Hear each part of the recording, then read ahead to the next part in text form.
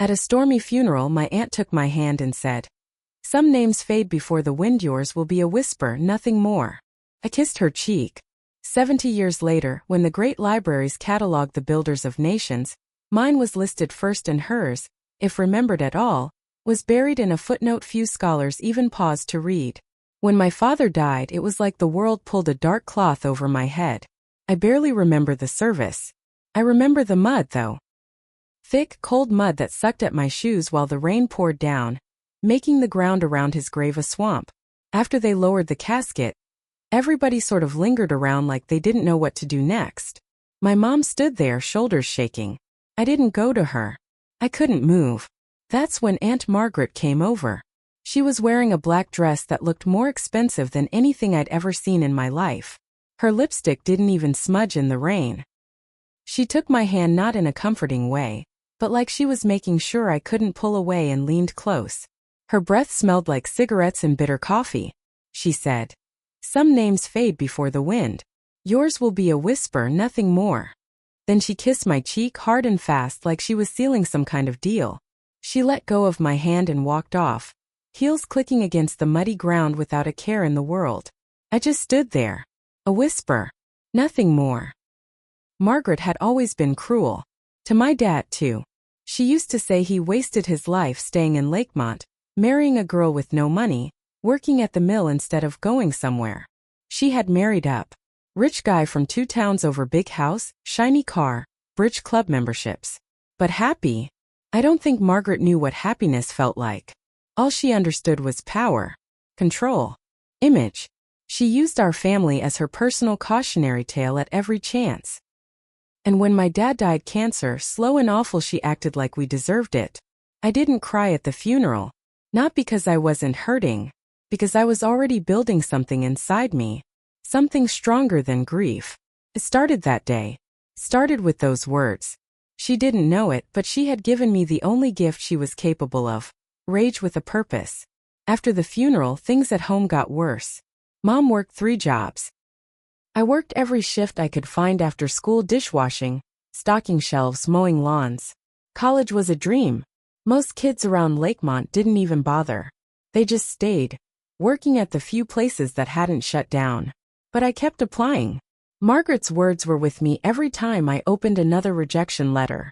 When I finally got a small scholarship to community college, I packed my beat-up car and didn't look back. Mom hugged me tight at the door. "I'm proud of you," she said.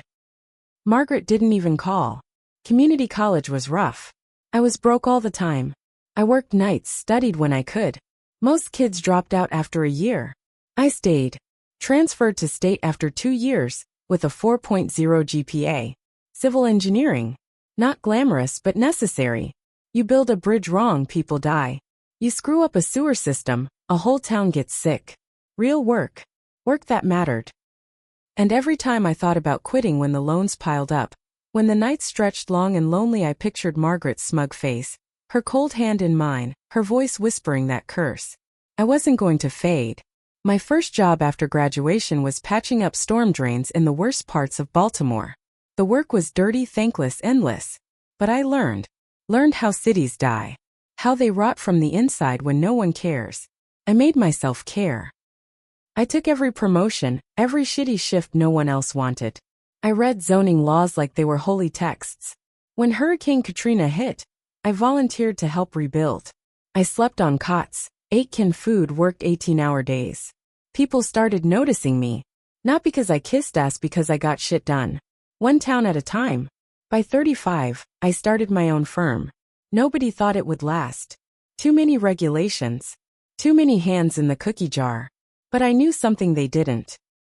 Most people in power didn't give a damn about towns like Lakemont. I did. And when you care, really care, people notice. We fixed power grids that hadn't worked in decades. We brought clean water back to towns where kids had been drinking poison. We rebuilt schools where the roofs had collapsed and no one bothered to repair them. My company grew. Quiet at first. Then loud. We didn't take bribes. We didn't half-ass projects. We built to last. Meanwhile, Margaret was still alive. Still throwing charity luncheons. Still sniffing when my name came up. "She's just a plumber," she once told someone at the grocery store. Small towns love gossip. I heard it sure enough. And I smiled. Let her think I was small. Let her think I was nothing. It made what came next even sweeter. At 40, I wasn't just running a company anymore, I was running an empire. We weren't flashy. No big TV ads, no bragging. Just results. Politicians started calling me. Not to schmooze, to beg. To save their crumbling districts before elections. I could have cashed out. Sold the company, lived like a king. But that's not why I did this. I wasn't finished yet. One fall afternoon, I went back to Lakemont. Mom was in her 70s by then, still sharp but slowing down. I fixed up her house, new roof, new heating, new everything. Word got around town quick. People started asking if I'd be willing to help fix the old high school. Maybe the water system too. I said yes. Not because they asked nicely, but because this was my town. My blood was in the dirt here. Margaret heard about it, of course. She showed up at a town meeting one night. Walked right in like she owned the place, even though she hadn't lived in Lakemont proper for years. She stood up and said, loud enough for everyone to hear, "We don't need charity from someone who abandoned his family."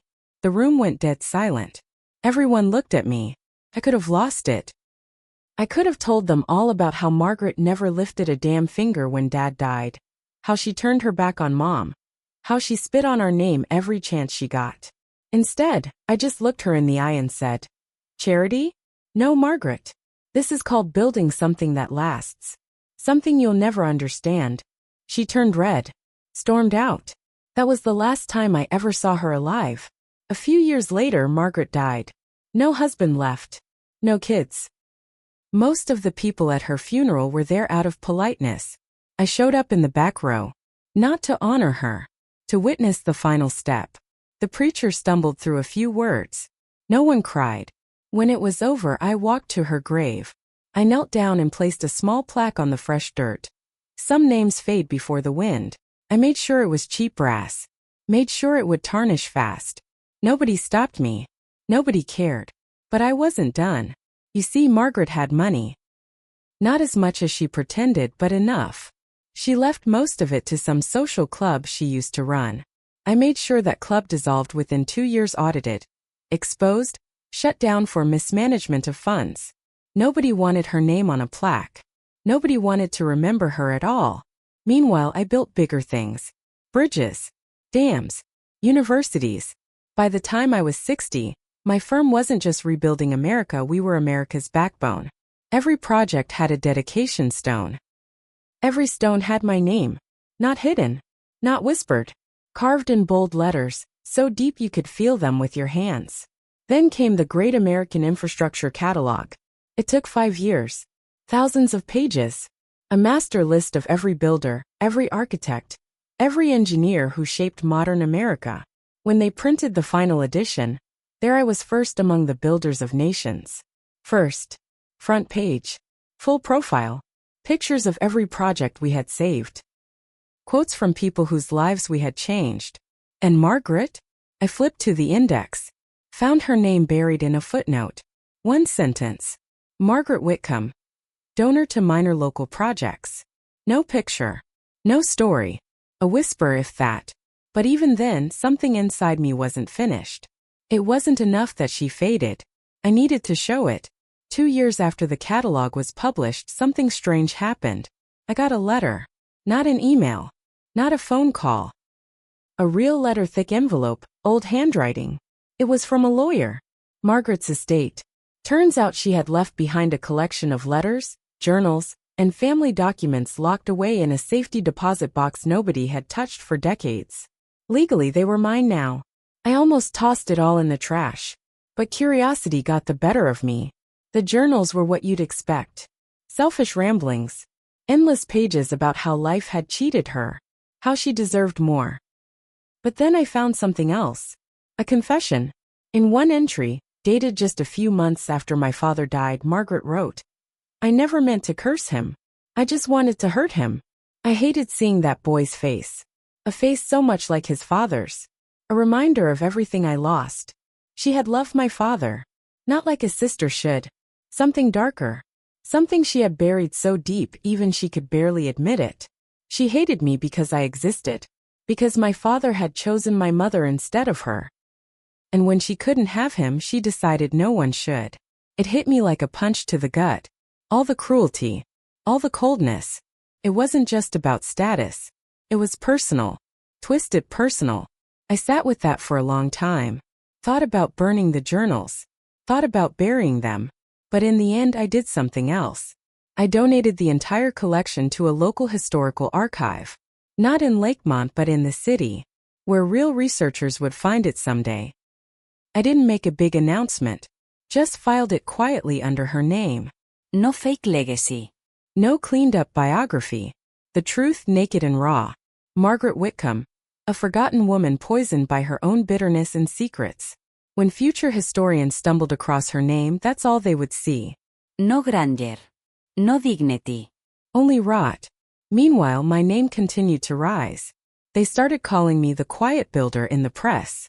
I didn't give interviews. I didn't chase headlines. I just kept doing what I had always done, building things that lasted. Lakemont, my hometown, flourished. New library. New hospital wing. New sports complex for the high school. All carrying the same last name. Mine. One crisp autumn day, decades after that stormy funeral, I walked the streets of Lakemont. Kids played in parks we built. Families lived in homes with clean water and safe roads. I passed by Margaret's grave. The plaque I had placed was still there. Worn. Almost unreadable now. Faded. Like a whisper in the wind. Exactly as she had promised. Exactly as she deserved. You would think I'd feel peace after all of that. The plaques. The buildings. The catalogs listing my name first in bold. But I didn't. Not at first. Every time I passed Margaret's grave, something gnawed at me. Some feeling I didn't want to name. It wasn't guilt. It wasn't regret. It was emptiness. I realized something then, standing over that patch of dirt where her bones rotted. Revenge doesn't fill the hole. Just leaves you staring into it alone. Mom died not long after. Peacefully. In her sleep. At her funeral, people came from all over town. Former students, neighbors, even old men who remembered her kindness from decades earlier. Nobody needed a fancy plaque to remember her. They remembered because of what she gave them. Hope, comfort, dignity. Things you couldn't buy or carve in stone. Things you had to live. After we laid her to rest, I went home and sat in my office. The walls were lined with awards. Photographs of bridges and schools and smiling crowds. All honoring me. I had everything I ever dreamed of. Respect. Power. A name that would live long after I was gone. And yet, I thought about the boy standing in the rain so long ago. The boy Margaret had tried to crush. The boy who swore he'd never be forgotten. The boy who built an empire out of spite. It hit me hard. I didn't build all this for the right reasons. I didn't build it for the people. Or for the towns. I built it because I was chasing a ghost. Chasing her voice in my ear. And even now, with her long dead and forgotten, I could still hear it. Still fighting her. Still needing to prove her wrong. I was no better than she was. Just another bitter soul trying to leave a bigger scratch on the world. But maybe it wasn't too late to change that. I started stepping back from the company. Not retiring, just shifting the spotlight. I pushed young engineers forward. Funded programs for rural kids who had nothing but dirt and dreams. Started mentoring without putting my name on every project. Started giving without needing my name engraved on it. Years later, when the news came that a new high-speed rail network would be named after me, I refused. Told them to name it after the first town we rebuilt instead, the one no one else had cared about. They were stunned. But I didn't care. I knew what mattered now. Not the whisper Margaret promised. Not even the roar I thought I wanted. Just the work. The real work. I visited Lakemont one last time before my health started to fail. I walked to the cemetery. Margaret's grave was almost hidden now.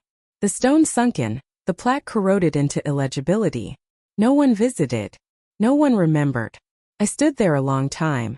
No anger. No triumph. Just quiet. Then I said out loud, "You were right, Margaret. Some names do fade, but not the way you thought." I left a small bunch of wildflowers on her grave. Not out of love. Not out of forgiveness. Out of pity. Because in the end, She was just a woman who let her hatred eat her alive. And I had nearly followed her there. As I walked away, the wind picked up. It carried no names. Only the sound of new laughter from the town I had helped bring back to life. The real revenge wasn't in being remembered. It was in knowing the life I built would outlive us both with, or without my name attached.